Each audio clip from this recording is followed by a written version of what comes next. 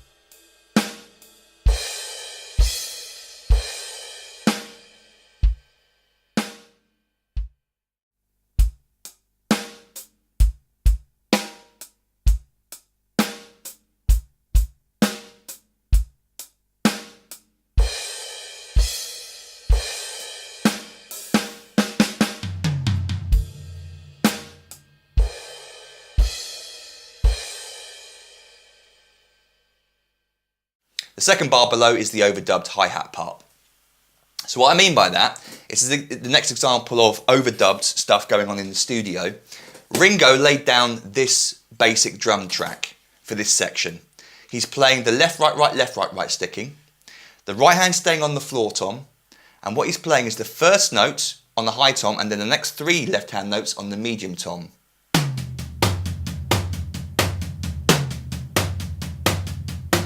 One and two and one, or we go into bar three and four and.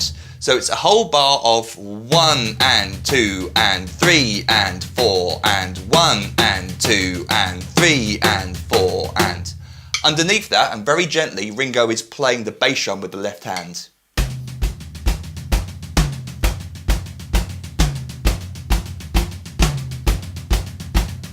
So that's the underlying floor tom-tom part he's playing. Now on top of that, after they recorded that part, Ringo then went back and recorded this hi-hat part where he's playing on beats 2 and beat 4, 1 and 2 and 3 and 4 and using that same sticking, left, right, right, left. 1 and 2 and 3 and 4 and 1 and 2 and 3 and 4 and. So that was overdubbed over the top, and when you listen to the recording you can hear both the hi-hat and the tom-tom part being played at the same time, which proves that it obviously was overdubbed on top. I've seen drummers try to perform this live, trying to combine the whole thing, so I thought that'd be fun. How would I combine those two parts? You got the choice, by the way. If you've got an extra drummer in the band or a percussionist who can do a tambourine, can replicate the hi-hat part, the drum kit player could be playing this, and someone else could be in charge of the, which would be great if you could replicate both those parts. But if you're just one drummer, then what I've written here, the next line, bridge in brackets interpretation, note, this is how I would replicate this part live, then this is how I would replicate this part live. So All we've got to do is just miss out a couple of tom-tom parts just to move up to the hi-hat, and the sticking stays the same all the way through, so it's actually relatively easy to play this. So without the bass drum underneath, the sticking pattern is this: 1 and 2 and 3 and 4 and. The tricky bit there is the 2 and. I'm playing left, right, right, left, right, right. So you can see that the sticking's always left, right, right, left, right, right. I'm just moving to the hi-hat. Now on a normal drum kit, your hi-hat's going to be over here. So you'd be playing something like this sort of movement. So it's not any more difficult, I don't think, at this tempo. My hi-hat's nicely over the floor tom, but yours isn't that far away from the floor tom, so you've got plenty of time for the sticking to work. So here's the first bar again, with the bass drum playing on 1 and underneath it.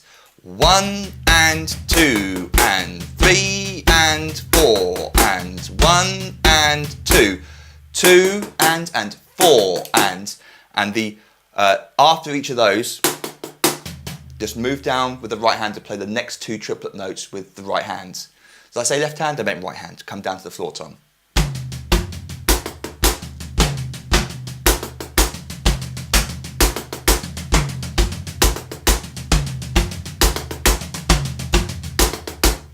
And for me, that's the perfect interpretation or replication of what you hear on the recording. That will work really well with your band, and it sounds just like the recording, in my opinion. No one's going to miss those tom-tom notes, very quiet in the mix underneath the hi-hat part. Everyone's expecting to hear that hi-hat part, so it's important that you keep that in, and this is the best way to combine all 3 parts.